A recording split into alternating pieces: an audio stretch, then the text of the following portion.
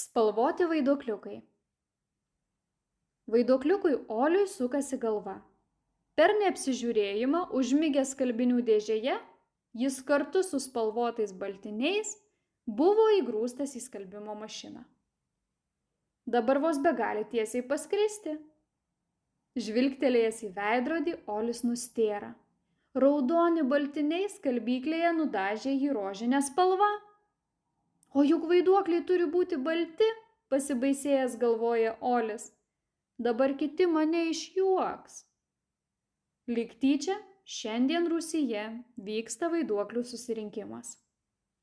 Atėjęs Olis įsispraudžia į tolimiausią kampą, kad niekam nekristų į akis.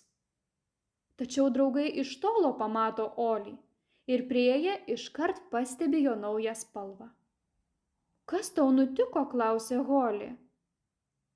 Olis papasakoja apie savo nuotykį. Čia tai bent, sušunka Holly, aš irgi turiu tai išbandyti.